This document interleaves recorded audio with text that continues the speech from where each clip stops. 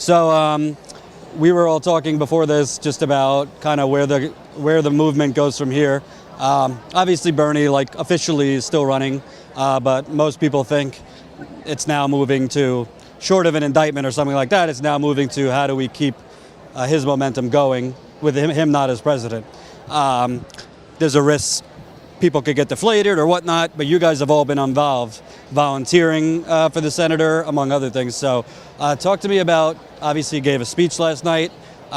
Where do you see things going, and how do you plan to continue to be active regardless of the election results? Yeah, definitely for us that have been really involved with the campaign, I think we see that it needs to be the ground game stuff. I'm definitely worried about the people that are not so involved, that voted for him but think, oh, the movement's gone, now what do I do? Well, what do they do? Get involved on the local level. Get out, keep voting, just research people. Don't just sort of settle and say, oh, like I was always like, oh, I'll vote for the Democrat. And now you actually get involved, and it's become more about the issues and not so much like, oh, well, they're pro-choice, I'll vote for them. So you just got to learn about it, I guess. And there's definitely still the Bernie or bust discussion. I won't blow up your spot, but you definitely have some thoughts on that from discussions. Bigger than like Bernie or bust, I want to see, because the media paints it as like young people, they're just so reckless and they can't see the big picture, just, suck it up, hold your nose kind of thing. Why is it that for you see Secretary Clinton potentially as more of a threat than a Donald Trump? I see her as potentially worse because we actually have a track record for legislation that has destroyed so many lives in this country and around the world. And to be a leader is to be courageous in a time when the lives of the most vulnerable people in this country and the world are at risk. And Hillary Clinton, I'm afraid, has not done that in so many instances when she had the opportunity and the privilege to do so. And I'm not entirely sure that I can take Donald Trump seriously. I can take his supporters seriously, and I think that if he's elected into office, that we may now have some kind of ultimate permission now to act violently towards people through bigotry, through sexism, through all sorts of discrimination. So that's what I definitely fear. But he flip-flops all the time, as does the secretary. But it's based on ratings, and I don't think he actually seriously wants to be president. I think she seriously does, and unfortunately for the wrong reasons. And I think that we have a serious track record for her proving time and time again that she actually does not stand up for working families of this country, nor LGBTQ plus community members or people of color. It's just between the pandering and the flip-flopping, I just feel like it's a different level of like being insulted, to be quite honest. Like anytime I'm approached by a Donald Trump supporter, I'm clearly, a woman of color, and I think assault's a really strong word, and I don't like using that word, but I think it's somewhere along the lines of that. But I think when people expect me to vote for Hillary Clinton because she's the lesser of two evils, I think that is exactly what has programmed us to not continue fighting for what Bernie Sanders is fighting for and has been fighting for 40 years. So I think that that's really what this distinction is. It's not Bernie or bust. It's Bernie, the issues, and how we move forward with bold, progressive change. Are you one of the 11,000 people that signed up last night to run for office? Bernie put out that after he gave this online speech, basically urging supporters to get involved, like less than 24 hours, there's already 11,000 people. You kind of sound like one of them. You're very well-spoken, articulate. We'll get back to that. Now, Cenk, my fearless boss, he puts it very well. He talks about, you either want no change, you either get the no change candidate or the fascist. The no change candidate or who the hell knows. But I think something that's kind of been, people have been awoken about this election is that the no change is not just this like slight, okay, we'll still go along, but it's okay because things are okay. No change for some people is crisis. I just interviewed a woman in Indiana who's struggling to pay the rent. I've interviewed a lot of people like that. So if there's no change or little change here or there that doesn't really help them, people need immediate relief. So in terms of not Hillary versus Trump, but just like the philosophy of voting, how do you look at it where, okay, you could elect someone who's a grenade, or you could elect someone who's arguably Barack Obama to the right? I think that we should go not to the right. We'd have to go with the unknown, because I think we do need big change. We can't do what we have been doing for the past years, and she's the face of the establishment right now, and nothing is changing.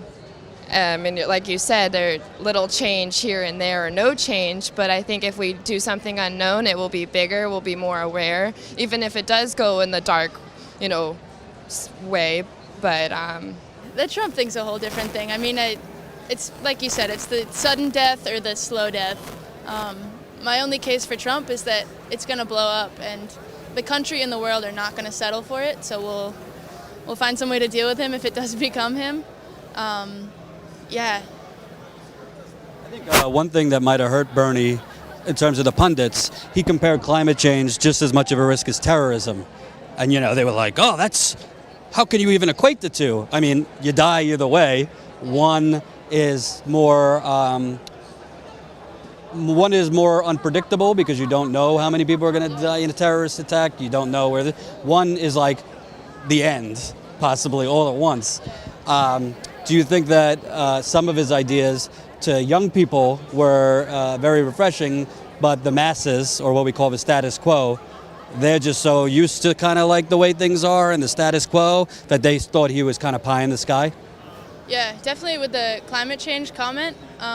It's so hard for people to look into the future on those sorts of things. But if you look at the population of Africa right now, we're having a huge population boom. And then you look at climate change, and Africa now has 20 days of the year where it's unbearably hot. Next 100 years, they're going to have 200 days. So that massive population in Africa is now moving up north. They're getting away from the heat. And so it will become a threat, not necessarily, but it's the same argument. In the Middle East, too. It's going to be a water crisis. And yeah, Bernie was one of the only politicians I've ever heard talk about water shortage for the Palestinians in Gaza. That's like politics 101 not to do that, and he did it. What about you? Was there something, whether it was something he said or one of his policies or something you saw at one of these rallies that kind of spoke to you and you realized, wow, this is something different than what I typically hear, just like the standard political speak? When something like this so profound happens, you don't actually quite register what that click was.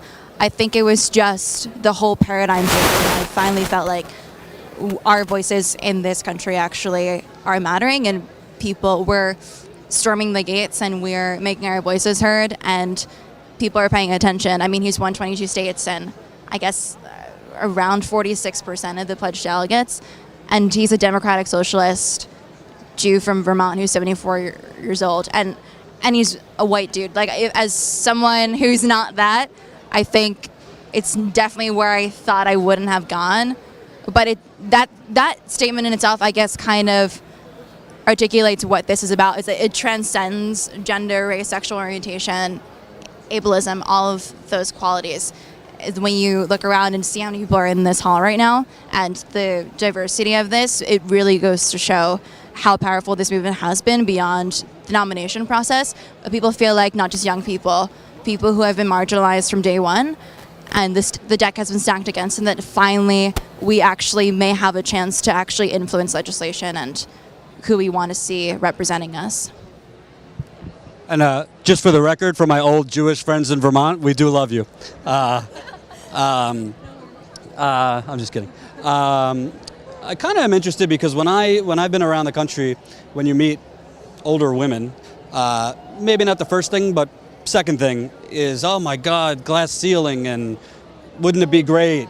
And I'm not a woman, so I try not to judge, but I've always found that kind of perplexing a little bit. I understand a lot of these women kind of came up in the feminist movement and the women's rights movement, but it seems odd to me that would be maybe subconsciously the main reason you're voting for someone. Some of them consciously, and they say it.